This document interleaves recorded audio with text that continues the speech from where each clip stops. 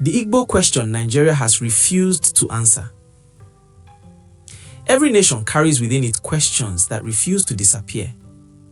These questions persist not because they are dangerous, but because they are unresolved. In Nigeria, one such question stands out, quietly asked, repeatedly ignored, and forcefully suppressed. It is what many now refer to as the Igbo question. This question is not new. It did not begin with Mazi Nnamdi Kanu. It did not originate with IPOB. It predates them both, stretching back decades into Nigeria's history, into the aftermath of a civil war that officially ended in 1970 but never truly concluded in the hearts, memories, and lived experiences of millions of Igbo people. The Igbo question is simple to ask but difficult for the Nigerian state to answer honestly. Are the Igbos truly equal stakeholders in the Nigerian project? A history that was never resolved. After the Civil War, the official slogan was "No victor, no vanquished." On paper, reconciliation was declared. In reality, reconciliation was incomplete. Policies that followed the war, economic, political, and military, left deep impressions of exclusion and punishment. Properties abandoned during the war were lost. Bank accounts were reduced to token sums. Political power became increasingly centralized away from the southeast. Strategic military and security positions remained largely inaccessible. Infrastructure investment lagged behind other regions. Over time, these experiences were not merely remembered, they were internalized. When history is not addressed, it does not fade, it mutates into grievance. And grievance, when ignored, eventually finds a voice. Marginalization is not always loud. One of the greatest misunderstandings about marginalization is the belief that it must be dramatic to be real. In truth, marginalization often operates quietly, through patterns rather than proclamations. It shows itself in persistent underrepresentation in national leadership, uneven distribution of federal infrastructure, military presence perceived as occupation rather than protection, selective enforcement of laws, disproportionate use of force in certain regions. For many Igbos, these patterns formed a lived reality long before Mazi Nnamdi Kanu ever spoke into a microphone. Why Mazi Nnamdi Kanu became the voice? History often selects its messengers under pressure. Mazi Nnamdi Kanu did not invent Igbo grievances, he articulated them without fear. What others whispered privately, he broadcasted publicly. What elites avoided for political safety, he confronted openly.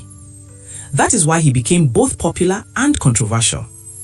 His message struck a chord not because of rhetoric alone, but because it resonated with experiences many already recognized as their own.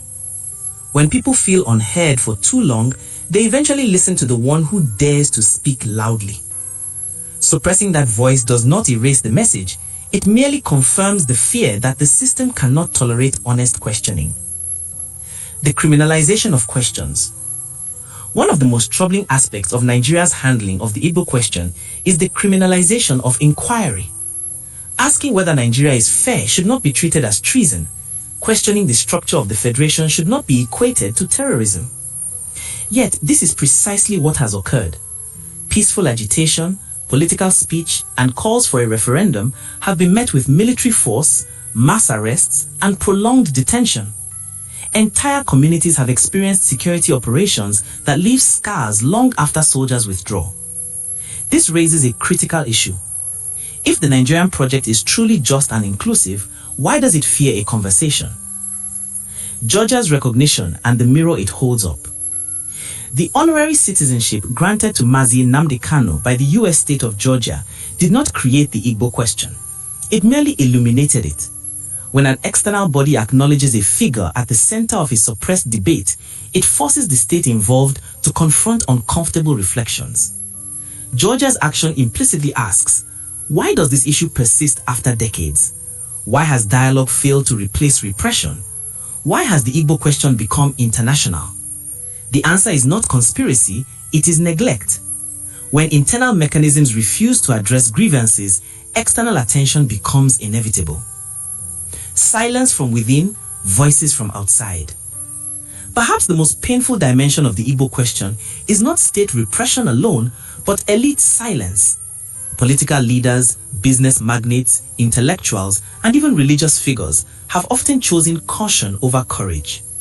Some fear losing access to power, some fear being labeled disloyal, some fear discomfort more than injustice. But history is unforgiving to silence in the face of oppression. When outsiders speak louder than insiders, it is a sign of moral failure within.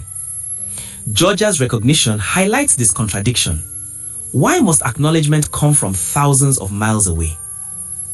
Unity cannot be enforced. Nigeria's unity has often been defended with the language of force rather than consent. But true unity is not imposed, it is negotiated.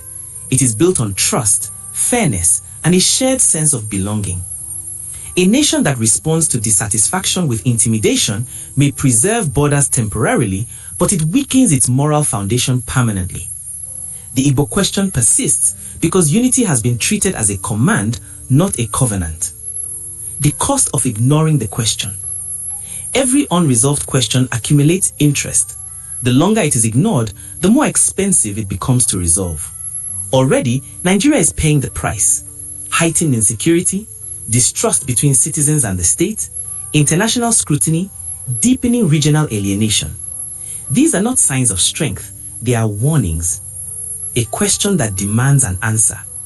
The Igbo question will not disappear through arrests, labels, or silence. It demands an answer. Not propaganda, not force, but honesty. What do the Igbo truly want? Equality, safety, representation, dignity. The freedom to decide their future without fear. These demands are not radical, they are human. Conclusion. History is asking too. Georgia's recognition to Mazi Nnamdi Kanu is not the question, it is the spotlight. The real question remains unanswered, waiting patiently for courage. History is asking Nigeria, will you listen?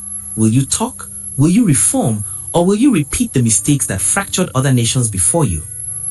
Every generation is judged by the questions it refuses to answer. The Igbo question is Nigeria's test, and history is already taking notes. Stay tuned and see you on the next episode. But before you go, please help me say a word of prayer for our great leader, Mazi Nnamdi Kanu, in the comment section.